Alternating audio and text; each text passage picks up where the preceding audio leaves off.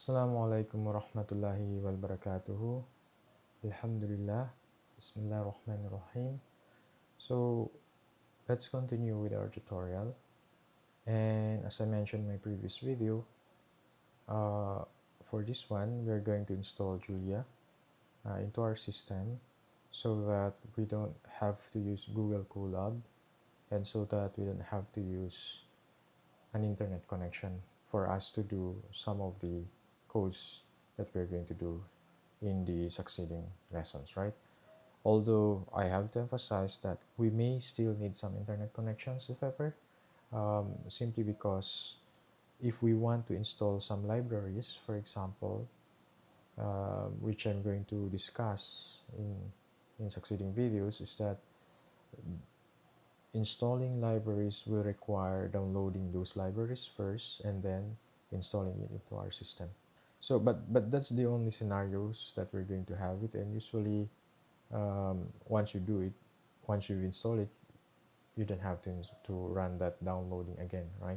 So, but anyways, for now, let's first download Julia and install it into our system and see what type of editor can we use as an alternative to the Google Colab that we've used so far, right? So for us to install Julia, all you have to do is search Julia programming in your search engine. I'm using DuckDuckGo, but you can also use Google or other search engine that you have. And then once you search Julia programming, you will likely have it as a first link or a second link, but the address should be julialang.org, right? So you just click for that link.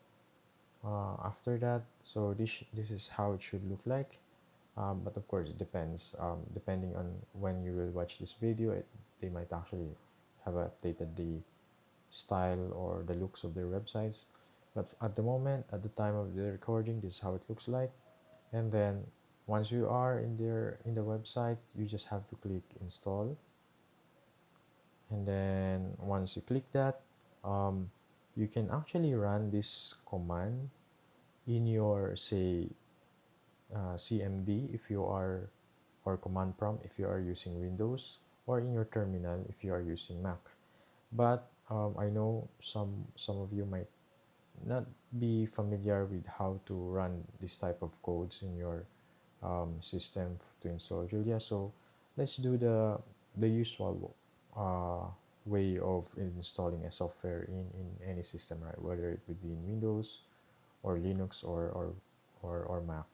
So once you are in this page, you just have to click this one, downloads page. So click this, and then after that, you just have to choose the platform that you are using.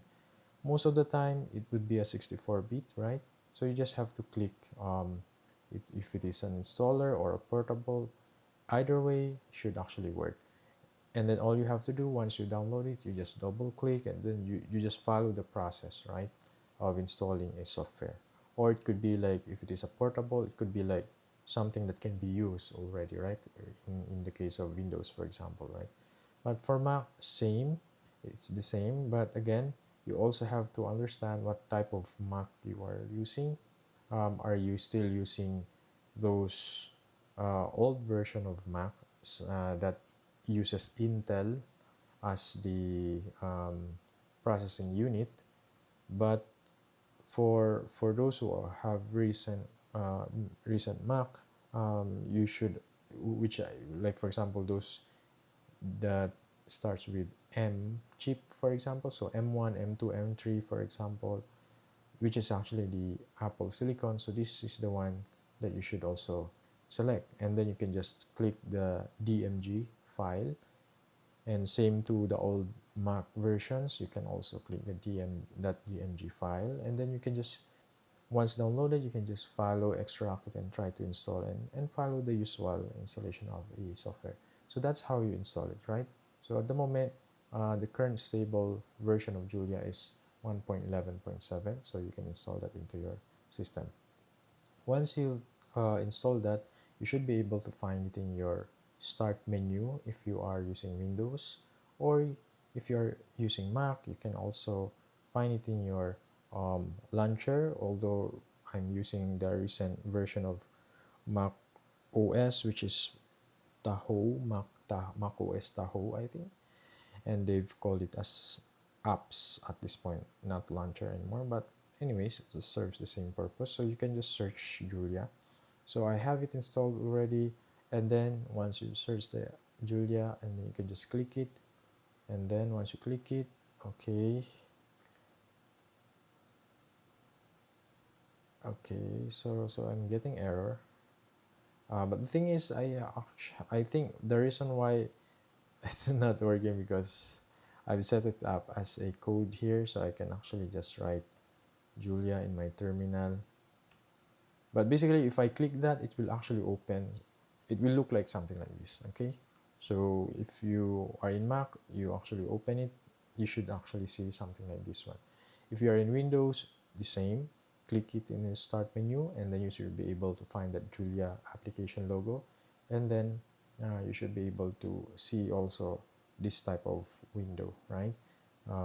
So there you go.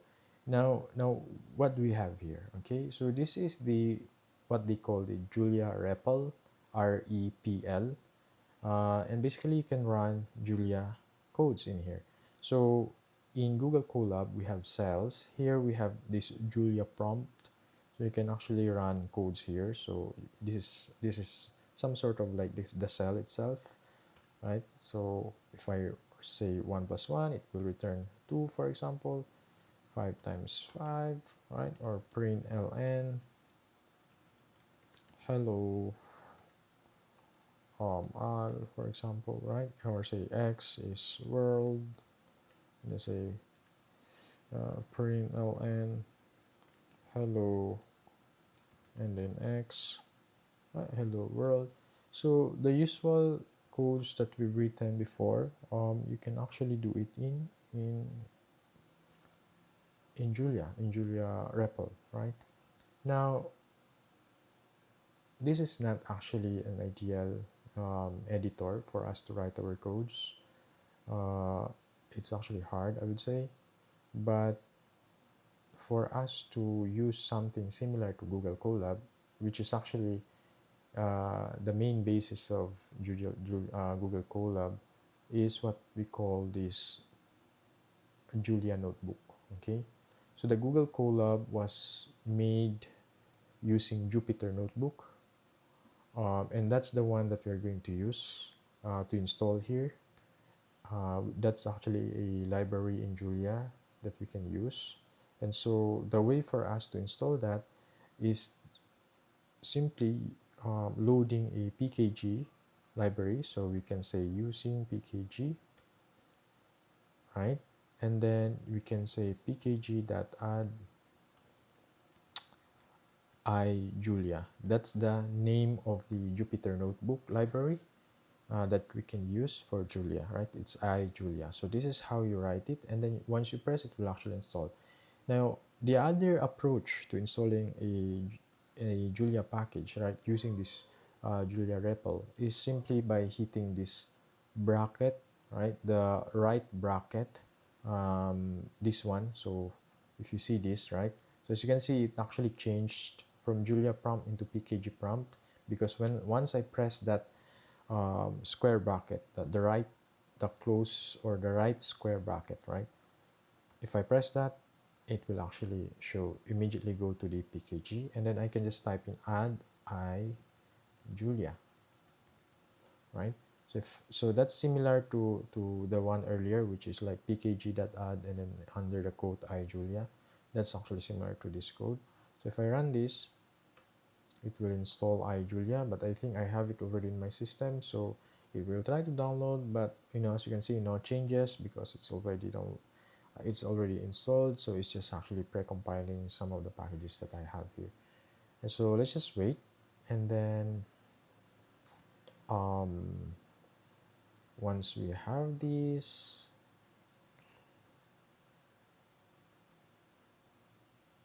we should be able to load it afterwards, right?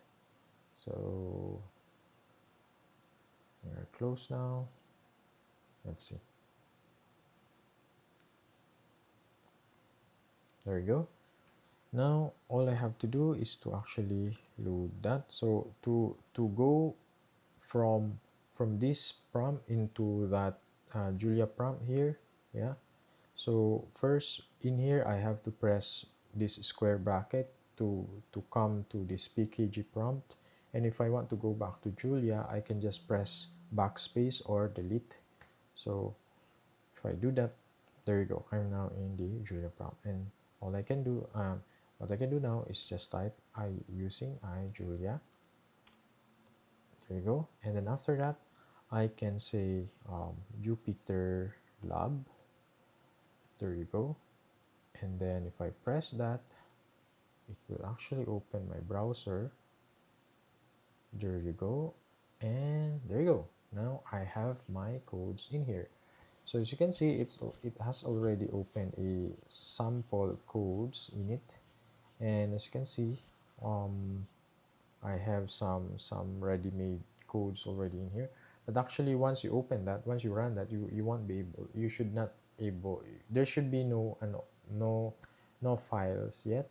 So what you can do actually is just, you will actually see something like this one, right?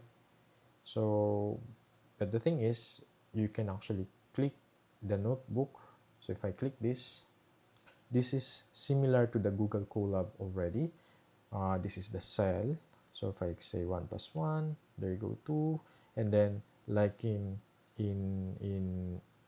Google Colab, I can change this into a markdown, and I can say title, right? That's the title.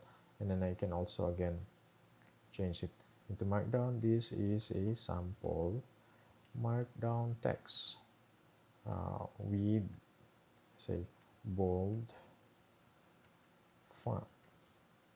Then shift to run this cell, similar to Google Colab, you just have to press shift and then enter. There you go. So that's how you run it. And as you can see here, while it is running in our browser, it's actually not using any internet connection. It's just using the browser to display the interface, but it does not require any internet connection for you to run such operations. This one is already using that Julia that we've installed earlier, and that library as well, the iJulia, and then running that Jupyter Lab will simply use the browser for displaying this interface, but it's actually not using an internet connection. And for me to show you that, if I can show you the link to it, so this is the tab for that one, and if I actually look at the link, this is the link to, this is the address bar, right? As you can see, it's actually like not the usual website URL, but this is actually simply running it locally. So it's actually hosting it locally, so that's why we have a local host, right? And so it's not actually using any internet connection. So that's how you use Julia in an offline mode. And so in our succeeding discussions, we're not going to use Google Colab anymore. But of course, if you prefer that, you can go with that one. But moving forward, I'm going to use this. Okay. Now, there's one more editor that we can use to write our Julia codes, but I'm going to present that in our next video. So I hope you learned something. Assalamu alaikum.